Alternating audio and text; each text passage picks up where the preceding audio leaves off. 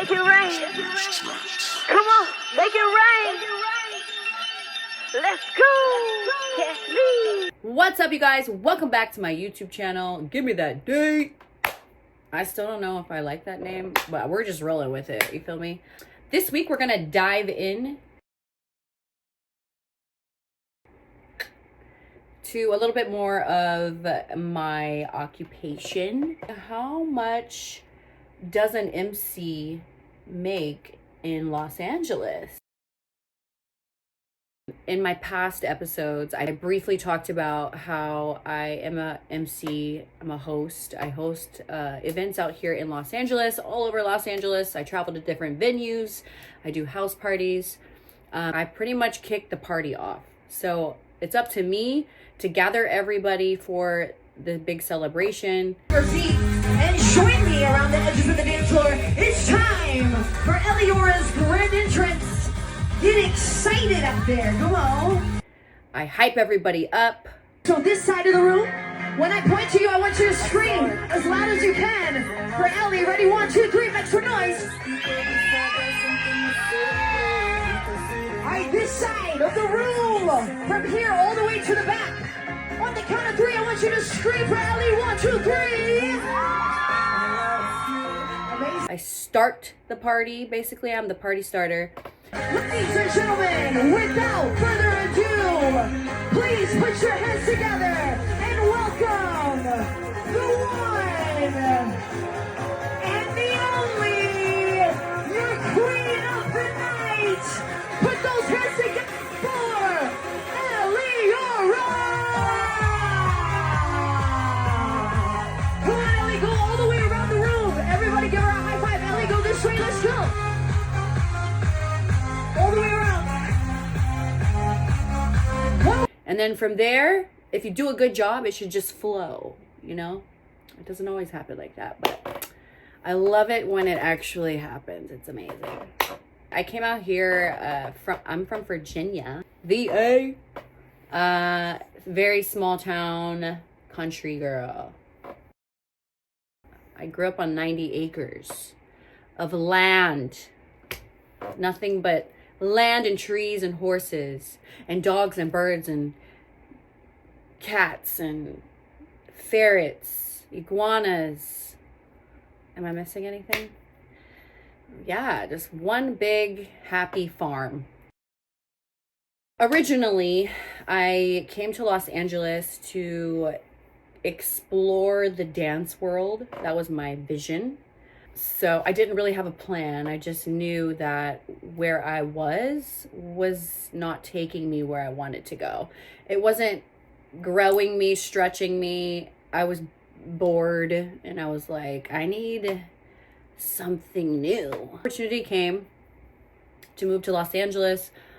I packed my car. I drove from North Carolina all the way to LA. It took me a while to be able to use my dancing gift. I started as a waitress at the Cheesecake Factory. I waitressed for a year. I went on a vacation to Las Vegas for the first time ever in my life. I came back to Los Angeles and I was like, I'm not waitressing anymore. What am I doing with my life? God has given me so many gifts. Like, why am I waitressing? And I'm miserable and I'm like, I'm over it. This is not for me. I literally quit. Yeah, I quit my job. And I was like, I don't know what's gonna happen next, but okay, God, like we're here I am. Shortly after that, I got my first teaching job at a dance studio. Like the full-time hip-hop teacher he had to leave. He was going on tour or something like that. He was like an artist. And the door was just wide open for me to just jump into that position. I got hired to be this dance studio's full-time hip-hop teacher. I was teaching, I believe, 15 to 17 hip-hop classes a week.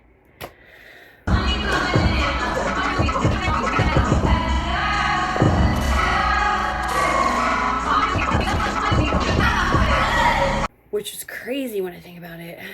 I knew it was for a season. I did the best I could, but it was tough, especially when like recital time came. I had to create 17 dances, different dances.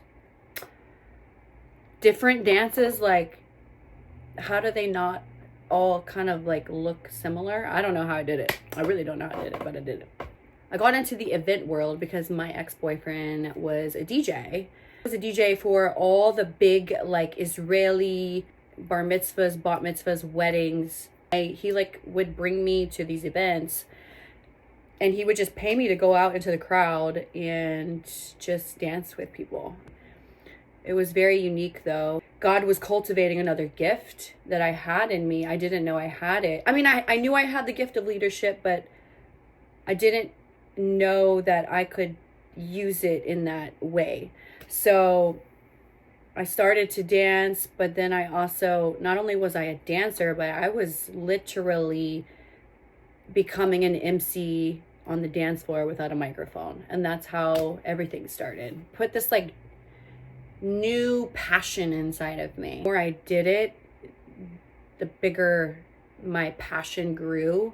Mind you, I saw probably one female ever host events. I saw one in my entire time out here. She was more of like a comical MC, whereas like for me, my strength as an MC is my energy. Like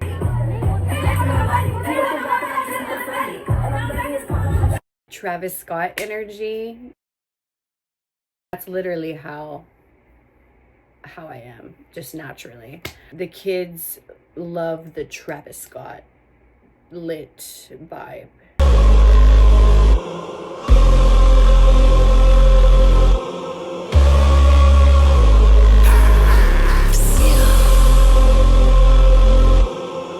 Long story short, I decided this is what I want to pursue. I felt like God was calling me to not let go of my dancing, but to just refocus and to go after this wholeheartedly. Luckily, I've still been able to use my dancing of creating as an MC. Like I said in my previous episode, sometimes a client will ask me to choreograph something for the big event, and I get to do that. So it's really, really awesome. My MC gifting has really developed into something extraordinary. I had to do many thousands of events for me to cultivate my own style. Once you perfect it, it's literally the most fulfilling thing in the world. It's a very interesting position for me as a female out here in Los Angeles to be an event host. Like I said before, in my years, I've been out here 12, 13 years, and all of my years of being of attending events and dancing in events, I have only seen one other female MC. So I took from every popular male MC, every really good male MC. I've seen them all out here. Really study each of them and kind of like, oh, I like how he did that. And I just developed this whole library of like MC skills, and I put them all together and made Cashly. I wanted to talk about a little bit about how much today in 2025 event MCs can make out here. How it started, I had to grow to this rate. I started making $450, $500. I maybe even was hosting for $350 at one point. It's like 4 or 5 years ago. As I got better, I started charging more. So I was charging $500. Then it was $600. I was making like $650 every party. Then I started making $800. So every time it went up, $800, $850, then $1,000. We finally got to the $1,000 mark. I was like, yeah. Then $1,200, then $1,500 in Los Angeles today. This is 2025. This is for private events. You can make anywhere between 1,000 to 2,000, I would say.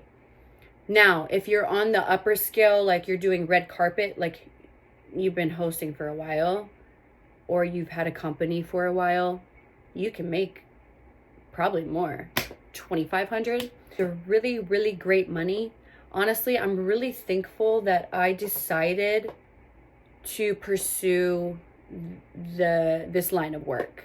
Very firm in my relationship with God, and I just really look to him for guidance and direction in every day. And I believe that he orders our steps. So I'm just really, really grateful at the end of the day. Like I always tell people, I don't feel like I chose this line of work. I feel like this line of work chose me, which is crazy.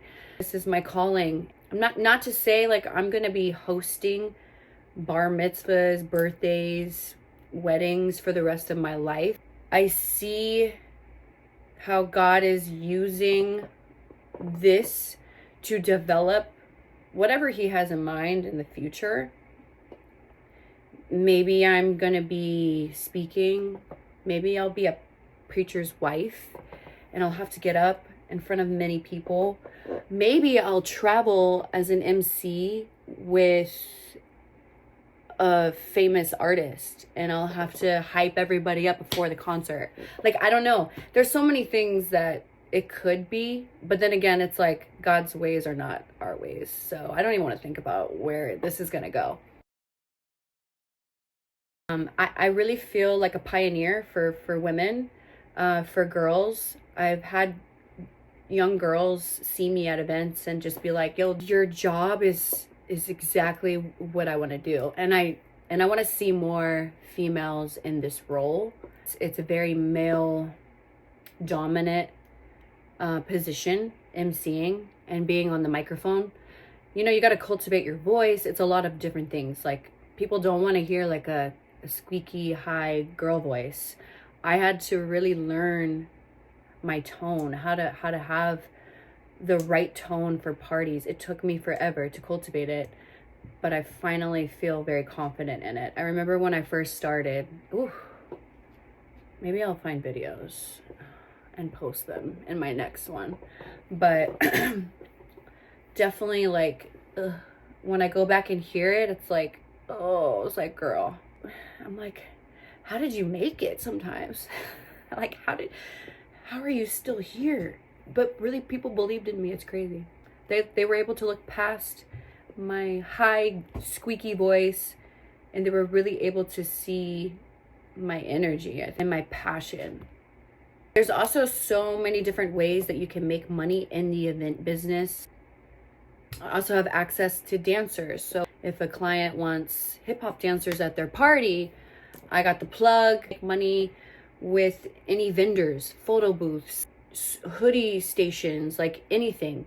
If you're booking them, you can take a percentage. Because I'm a creator, I'm a choreographer, I can actually sell packages where I'm teaching the birthday girl or the bride or the couple a big dance for their grand entrance. I could sell packages of like 7 classes. There's just great opportunities to make great money. Anyways, guys, thanks for tuning in. Again, I just kind of wanted to jump on here and inspire anyone who might want to be an event host. I really love my job. I really, really love it. Every day I'm so grateful. I'm thankful that I'm able to use my giftings. And honestly, success for me is all about fulfillment. It's, yes, like money has a part in success. Like, you, of course, you want to make great money, but at the end of the day, walking in your purpose is the most fulfilling thing ever. It beats out, for me, it beats out money. Like, so a lot of times I go to these events, I don't even think about the money. I'm just like so grateful that I am able to use my gift to make money. It's just the most fulfilling thing ever. Anyways, guys, thanks for tuning in to this week's episode of Give Me That D. The D was diving in case you were confused. Stay tuned for another episode. They are getting very interesting, I have to say. Peace, y'all.